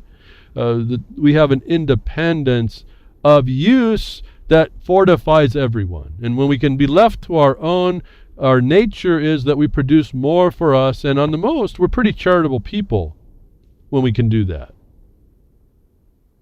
And certainly when you can actually fortify yourself with a monetary system that pays you for things outside of what you do, when you have things that you can't trade in times when they're in abundance. You still need to survive. And we've gotten together to do that. That's the society we've created. But it's come from this law of the land, that the people in Venezuela are being destroyed. And I don't know that it's just a political party here that wants to see this. I'm certainly, these people in the political party, unless they're the agents of that change, they're not really wanting their people to rise up. This is the same. They have the same problem even if they're an occupying force. If they're not, then this is just an innocent bunch of people who are being oppressed by the outside world. That this reminded me more of America as much as it does Venezuela. We are just in a different timeline because of the physical power we have in the world. And that's military, folks. You're just a big bully and brute. We're not living in the breach of. We're not living in the peace that we conveyed. That we're supposed to convey to each one of us in the United States. We're now the breachers of the peace, under the illusion of peace. Ammon Bundy can't be in prison if there's an actual peace, folks. He'd be out working his cattle. We don't recognize the war against us here. The same thing, the way that they're destroying us. They don't have power in Venezuela. What do you think taking out all the power generating dams is going to do underneath this imposition, a carbon taxation imposition? What do you think your life's going to be like, folks? It's the same thing. These are mirrors to what's going on internationally. It's coming to everywhere. If Britain doesn't do this, I want them to stand up and be themselves and do their thing, the people. But if Britain doesn't, the things that are threats right now, we're going to put you to the back of the K, are a very real consequence of going against being under the thumb of organized crime. They'll attempt to break your knees. Here they're going to break a back, or we're going to kill a nation here. And so I want, I couldn't help but reading. I see the United States of America in its law of the land is such a formidable force against what you see being imposed that it hasn't made itself known in the people, through the people, is a wonder and a tragedy. And yet, when I come in and use it in our little small way, and the people I work with, my colleagues that we work with this, it's an absolute block to what they think they're going to be doing. It's an exposure of their criminal nature as well. And it's coming to the point, I say we're infiltrated and surrounded, making the evidence of the case. This is not an opinion. You all say, oh, we're going to go to the constitutional sheriff and all this. We're going to, well, yeah, you can do that, but they're all constitutional sheriffs, so stop that nonsense. You're just looking for the officer that's going to enforce the law the way it's supposed to be. They're all constitutional, otherwise that's what that oath is all about. And guess what? That's their contract, isn't it? There you are. Now we're back into contract law. It has nothing to do with constitutional sheriffs. It's about it's the integrity and fiduciary in the man or woman in the office to affect what the United States of America's land laws are and property laws, which are you just to your own, produce to your own, don't affect anybody. Or do they become the bully and the brute and come after you for revenue, claiming that you're doing some commercial activity that it has regulation authority to? Well, that's the convolution, isn't it? So, it's not just that you try and get constitutional people in. You're trying to get people that are going to return to the law and be integrated with the law and not adulterate the law of the land. It's very hard for people to see that right now. There's not very many people that even know how to utilize this at all. And I'm because of who I work with and who they're working with and who we're explaining this thing to and what they're doing. And folks, it's coming. There's slowly more people coming. We're getting more and more people coming to the offices that we need. It just takes a long time. Elections only happen every so often. You have to be there in the right place. You can't get behind your keyboard. You got to have people in the field working with people who want to do what they think they can do and explain them the better way to go about it so that our near future may actually start to turn a lot quicker. And most of the people, I mean all of them so far, we're talking to have no clue of the stuff I tell you behind the woodshed every week. No clue. I don't mean about the news. I mean about the internal support I tell you is there, like I did earlier for the first hour or so of the broadcast, going through 3 points of a 7-point declaration, so-called. It's magic to most people. It's entertainment. You don't understand it's not doing what it claims to do. And it says it right on the first entry of what the title of the paper is. And more importantly to me, it said it by what court they filed it to. So if you don't see that, you don't have the eyes to see that, you get absorbed by its authority. And don't realize it's a big show. It's a big game show. It's a big House of Thrones. I don't know, anything you want to call it. It's not what it's supposed to be. It's what they got you to believe it is. And while that happens, your nation is committing suicide. You're putting the knife to your own throat. You're the accessory to the crime against you. And how do we stop it? You take the knife away, folks. That's the first thing. Take the knife away.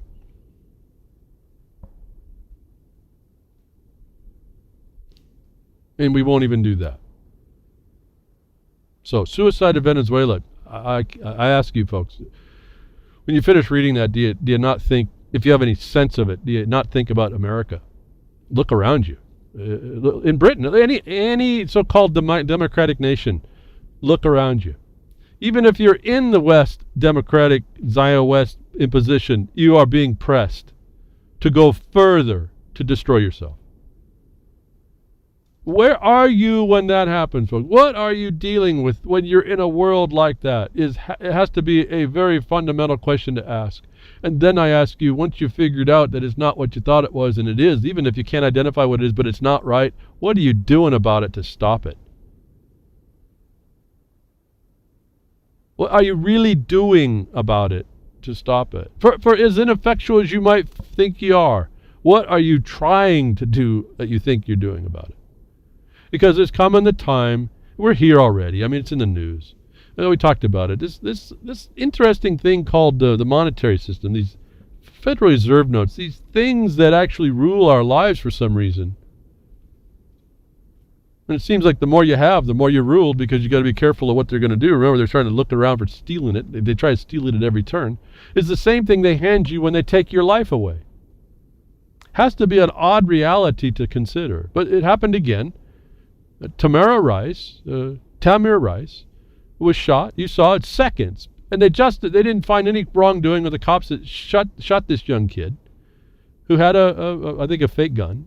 But it's all about how much they can pay you after. They don't care about shooting you. Cleveland agrees to pay Tamir Rice's family $6 million over the shooting. It was a 12-year-old death on November 2014. This is under the threat of a civil rights suit. And so your life is reduced to whatever they think they can get away with after a number of years, whether or not you have a properly placed lawsuit, even with these plunderers and these attorneys. Remember, they set this system up and keep it going by their judges. Don't forget that part. And business is good, folks. And where do they get that money, so-called? But from the taxpayers and the property owners who don't understand that they don't have deeded land, but there's a patent down there that the title of which doesn't say give any reservation to the state. Why? Because their enabling acts didn't allow to it. The very purpose for why the land was ceded to the federal government, to clear up that implied or possible encumbrance. They come in and pay you for the death of you. Well, you don't get it, you're dead. But they'll pay it to your family. The cops don't get penalized. The city doesn't get penalized. The taxpayer gets penalized. And that's supposed to be the moral equivalent. This Federal Reserve notes debt instruments are the moral equivalent of killing a 12-year-old boy. For whatever reason, folks. For whatever reason. There was a time, folks, you would have to actually physically shoot at a cop before he had justification, just grounds to protect himself. Now 1/2 of a second is all that they need. Just the fact that the proximity and the time is plenty. Half a second's plenty to have you dead. And money, apparently, this evidences of debt apparently make the world go round. What world do you live in where debt notes, debt obligations are sufficient to pay for someone's life? I can't even imagine. I mean, I blank. My mind just went blank. I went so blank I forgot to keep talking. Because I think about what I say. Sometimes I don't think about this stuff before I get here. So how right was it? There's the legalism. If we pay you, we don't have to go through the rigmarole of evidencing how wrong we may have been. Does anybody observe all this stuff? Yeah, I know you do. You see it. You know it's wrong. But as I said, we don't mass ourselves against the policies and the court system that continues to allow this. It was only the threat of going through even the corrupt system that they didn't even want to mess with that caused this. To the tune of $6 million. That doesn't come out of anybody's budget, but the pocket of the property owner. Pretty fascinating how they've gotten the landed people to be slaves. Now, you don't see yourself as a landed producer when you're on your house, but the land law says you are. And what they've done is they've converted you to a resident. They've converted your holding to a deeded holding less than fee simple. And that's the other thing. I didn't even talk about, they don't talk about the quality of the deed. We don't even know what the government has. Is it fee simple or less than fee simple? Is it paying property tax on that land as a corporation doing business in the state? There's all kinds of discussion on this, folks, that we don't know. No one else I know answers or asks. That would at least give us a handle on how bad it is that we at least got a place to start. I look at this Tamir Rice kid, I don't know what to tell you. I mean, what is there to say? We allow this in this society. This is not a good deal. Authorita, military, killing in the streets, and it's okay because we can compensate you. Really? With stinking abyss notes? Really? Really?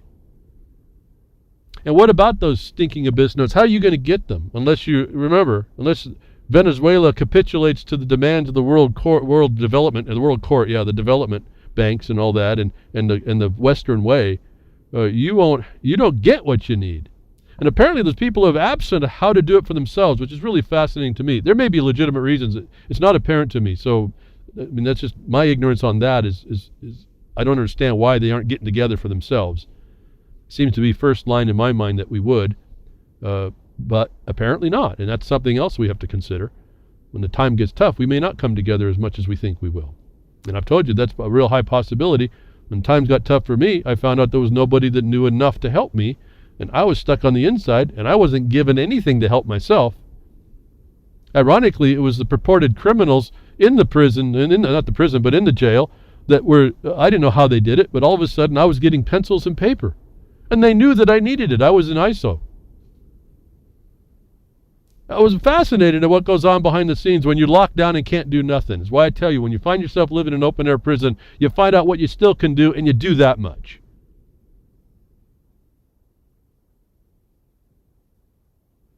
That this monetary system is taken from you. You're going to go through this world, you think that it's coming down all right, else Venezuela's going down. I'm telling you, it's a mirror to what's happening in the United States of America. I told you last week that the hub of the Sustainable Development Agenda 21 imposition, the policy imposition, comes out of Berkeley. They promoted a $15 an hour wage, and then they found out when it got passed that all of a sudden 500 people lost their jobs. It wasn't the next day, folks. If you want to see how this technocracy tool comes on you and works, you think something's coming down good, and they got something they're working on to work it better for them, their bottom line. I tell you, it's about the bottom line, and you ain't part of it. You're only as part of it as they can figure out how to work you to death or get rid of you, and this is what the very next day the stories popped out. Where are you going to be working when they start firing you or they start removing your jobs? Maybe not, you didn't even know the technology was that way, that this story came out. And you have to start thinking about what's the future going to be like when you don't have a job and you're not going to get one. Because these people have made it situated, these types of things, through the TTIP and the TIP and all these other so-called free trade agreements, which are nothing but theft by extortion and coercion and treason and all this other nonsense that they patch up really good. You know, the TTIP that the MEPs in Europe cannot witness without signing away some kind of a affidavit. Why not one of them steps up and says, well, I'm not doing it, and so you can force the rest not to see it? Why one doesn't stand up to object to that, so the rest can't even see the bill, so that they could vote that they've never read it, and then they could kill that TTIP, is an interesting dynamic in people. But no, they sign that little paper, and they have to go in and be secretive about it, and they can't tell anybody, they can't copy it down, can't do anything. It seemed to me when they put that kind of restriction, you say, well, I'm not going to care then. That room gets locked up. In fact, get it out of our building. How's that?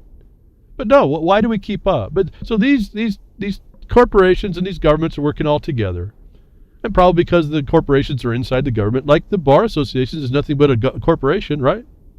Same thing, same model over and over again. This next week after I told you that the policy Agenda 21 Sustainable Development Policy Hub of Berkeley promoted $15 an hour wages. The law passed in California, and as soon as it did, they gave notice they were going to drop 500 jobs because of that $15 an hour. On this waterfront, robot longshoremen are the new contenders, was the next story. On one end of the dock of America's busiest port, tractor trailers haul containers through dense stop-and-go traffic. Sometimes they collide. Sometimes the drivers must wait, diesel engines idling, as piles are unstacked to find the specific container they need. A few hundred yards away, advanced algorithms select the most efficient pathway to the autonomous carriers to move containers across the wharf. The 4-story high orange machines cradle their cargo, passing quietly within inches of each other at speeds as fast as 18 miles an hour, but never touching. Self-driving cranes on trucks stack the containers and then deliver them to waiting trucks and trains with minimal human intervention. Next story. The driverless truck is coming. It's going to automate millions of jobs. It's going to automate millions of jobs. We now have a new definition for the word automate as I understand it. A convoy of self-driving trucks recently drove across Europe and arrived at the port of Rotterdam. No technology will automate away more jobs or drive more economic efficiently than the driverless truck. Shipping a trial truckload from LA to New York costs $4,500, and labor representing 75% of the costs. But those labor savings aren't the only gains to be had from adoption of driverless trucks. Folks, you're looking at the transportation sector of sustainable development. I want to ask you, when all your longshoremen don't have work,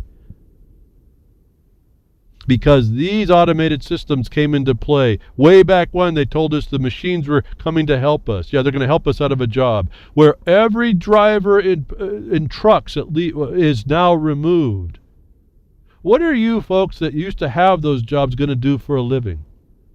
Where do you get your minimum wage? On the heels of finding that laws are made to give you all these funds, minimum wage, your austerity funds, where are you going to get a job when we find out the transportation sector is automating you out of a job? Automation means you're out of a job. Where are you getting your $15 an hour?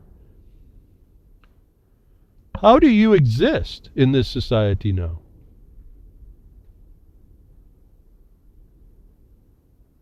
They were promoting this whole idea on the longshoreman wharf. They're way more efficient. They're actually way faster than people. That alone, in shipping, would be a price, a value. Time is money here. But where are you going to be? You're getting the notice. I'm telling you, folks, if you're in these industries, and it doesn't end here. If you're in these industries, you're seeing the writing on the wall. This is going to go across your society.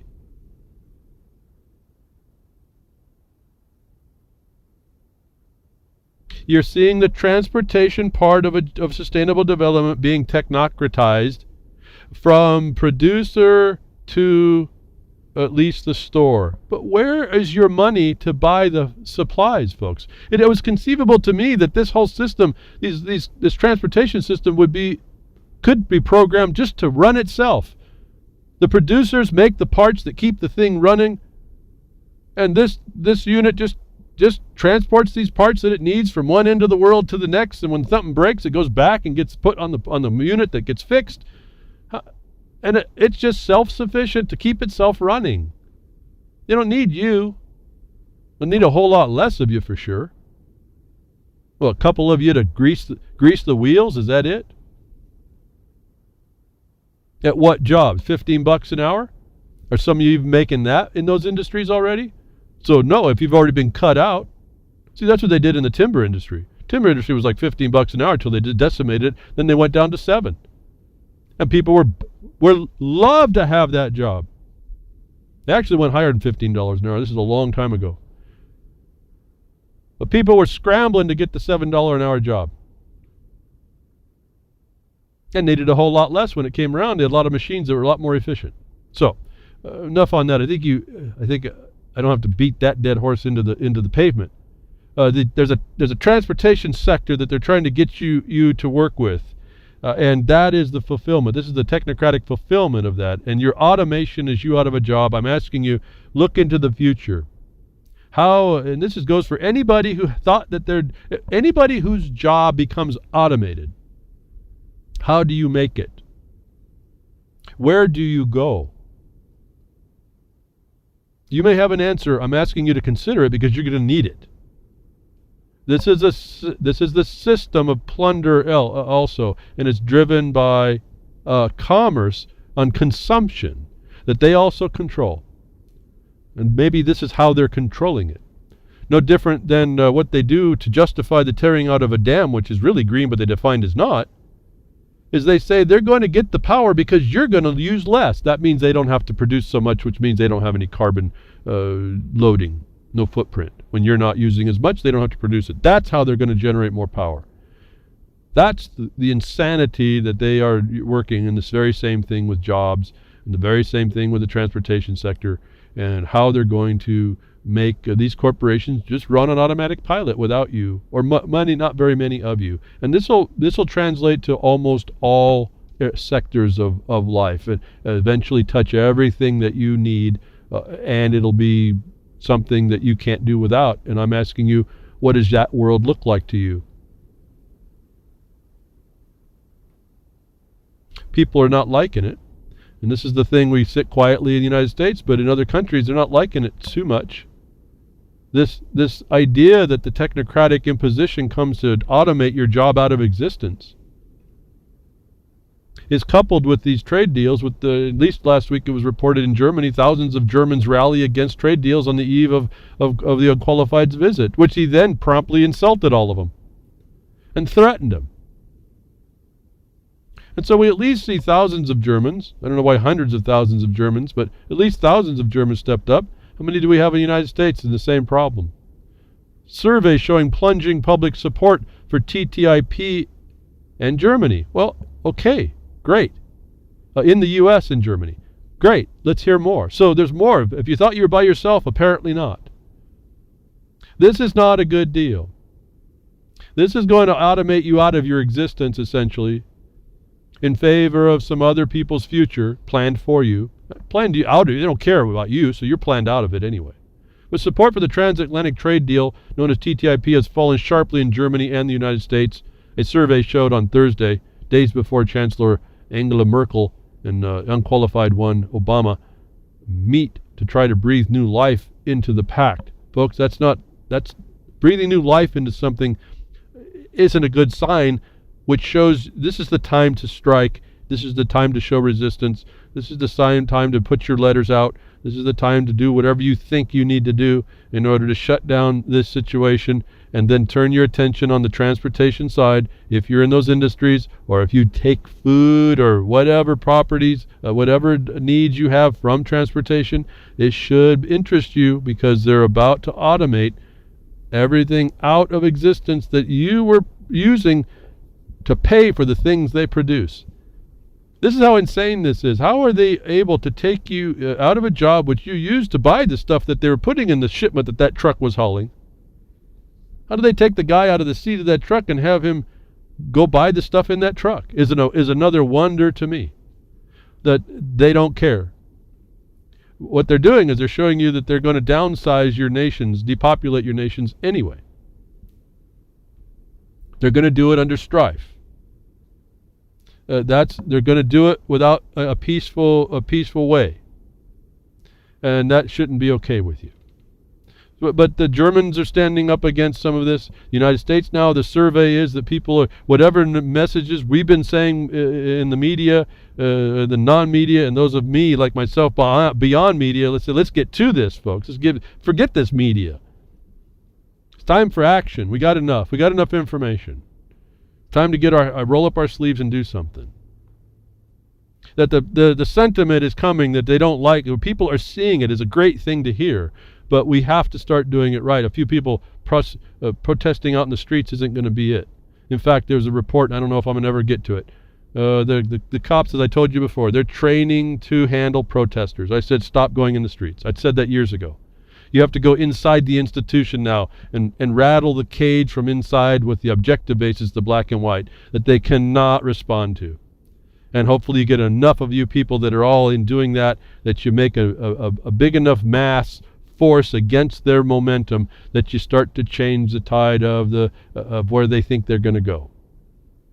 Here it is, the MEP Luke Flanagan's visit to the viewing room of TTIP. He says is a farce, and thank you to Gary L. This is on Gary L's Road, the Road Less Traveled website. He's got this article and a video. This is where you see the people controlling, the representatives of the people in government, constraining their activity to review a document that's promoted to be the most open document ever. This should tell you something. And you can't really do much of anything to interact with the document, to review it, to debate it, nothing. You can't disclose it or anything. And Gary L's put an article up on his website. I'll give you a link in Post-Production Broadcaster. The video is amazing. Just what the controls that they have. You see what the future brings in this new type of global governance is going to be exactly what you see, or maybe even worse, actually, because you're going to be on the tip of somebody's spear with this. But he's not liking what he sees. He calls it out. He actually has a final question, which is, I thought, important for you all to see also. He didn't accept a contract agreement. He has to have a term defined, and that sends him on a new journey to try and get the answer, which probably is not coming. But that's your future. This is what these people do. They put themselves in an authority, and you agree to keep following along with it, and not enough of you step up with these basic common sense, not common is in the agenda, but just basic sense, foundational questions. If you were to start asking them now and insist on an answer and don't move until they have given you an answer, you'll start to gum up the works. And if you do what I do, even more, more of us do it, we're going to really start to put the kibosh on a lot of this stuff. So secrecy is the big deal. And so exposing the secrecy was a big deal as well. And I've told you, there's a dynamic in people, and we may have just found the proof of this condition. I've been critical of Snowden and what he brought, and really what we found out was what he was bringing as maybe documents was actually what was stated to us by another gentleman in 2005. There wasn't really anything really new. There was the exposure that this was actually going on. And I told you, be careful. This exposure is what they do to dumb you down on it, actually, to get you to stop referencing to it. Because this is about secrecy. As long as they keep you from asking the questions and being active and engage it, they win. They'll win whatever they want to do. Well, it comes out apparently as a discussion that Snowden surveillance leaks made people less likely to read about surveillance. And this is what I told you the danger was. When you bring it out, the people will demean it and move it away and then not be interested in it or be afraid of it because they see the truth of it and they feel powerless against it. And the study, a new Oxford University study, has published empirical evidence showing that government mass surveillance programs like those exposed by Edward Snowden makes us significantly less likely to read about surveillance and other national security related topics online. It goes on, it has a chilling effect and all this. I would say the exposed by Edward Snowden, actually exposed to the point because it may have been, I think it was more of a plan. They want you to know this is going on. I have to, and I told you that not only will they get you not to respond to it, they'll get you to dismiss its importance, and you won't move against it, and it will get what it wants. And look at what's happened. Nothing has slowed down on the surveillance side. Nothing has slowed this down, even though we all know. And so this is what my observation is fulfilled. I sense it's Snow job. Whether or not he's intended that, I really can't tell you that. That's obviously something I can't do. But this smells of a setup beyond, to high heaven, given you believe in heaven. If not, okay, wherever.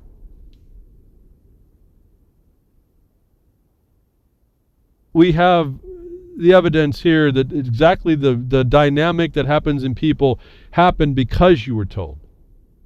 And it's a little disappointing because for all we talk about railing against it, we don't. And they're getting what they want because we're not stopping it. The chilling effect was also written down back in just a few weeks ago. The chilling effect of mass surveillance is a silencing dissent online. It talks about your self-censorship and all that. This is a real factual things now coming from what I had anticipated from before, some things I've been in prior life doing and watching, and the response and why you do things and why people do it, why they don't do it, what affects them, all these kinds of ideas. This is why I think it came out. This was a plan, and they've done exactly what the plan was supposed to be.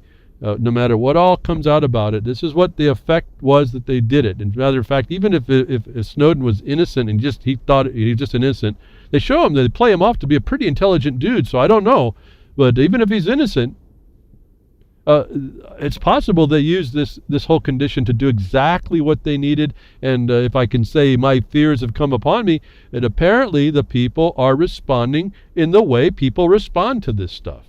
Where people are apathetic and they're also fearful.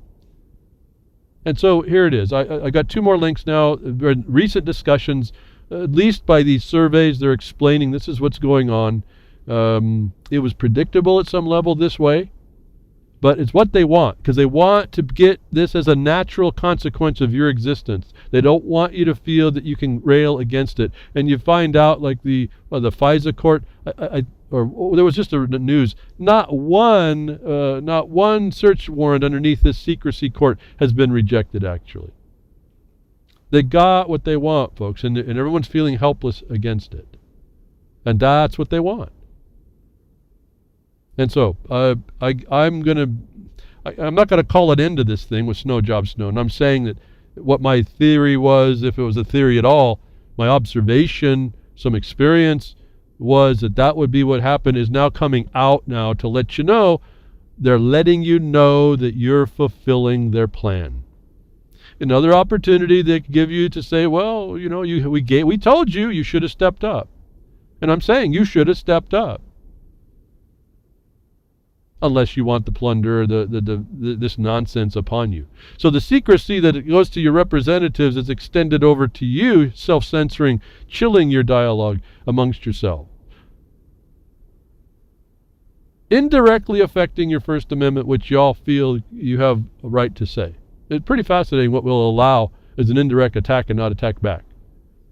And so my problem was, and I guess go quickly here, my problem has been, it's not, everyone wants to say, I'm not doing anything illegal. And I've given you a couple of anecdotal reasons why you got to be concerned about having some third party who believes they have a badge on their chest to do some kind of a duty underneath some war of terror on you, that they will take this information and they will misinterpret it, either by sheer ignorance or design, in order to put you in a place they need you. A story comes out to prove this. Oregon intelligence cops spied on director of state civil rights office for tweeting Black Lives Matter. Now this report, you need to kind of read to see how this works. Now, I want you to pay attention to how the observer, the investigator so-called, actually makes stuff up. He doesn't apply even common sense to what he's doing in order to fulfill what he reads as being compliant with his job to out the guy in the Oregon DOJ as being some kind of causing some kind of violation. You need to see how the cops, again, too smart to be a cop and too psychologically stable is not my definition. Supreme Court's confirmed that 3 times, I think now, maybe 4. That these people looking into your stuff, into even if you're innocent, where it is innocent, will fabricate a problem for you that you will have to deal with. And you're lucky if you're in a position to be able to survive that, because this has to do with an attorney even within the DOJ that got hit. He's pretty protected generally. What about you in a lesser instance? This is what's coming on. This is why this is so important that we strive against this surveillance state. They make stuff up because they're bored, they got nothing to do, and they got an agenda to fulfill. They got a job to keep because they can't go get a truck driver's job. They're not going to go work on the ports because they got some automated robot doing that for you. Thank you for tuning in today.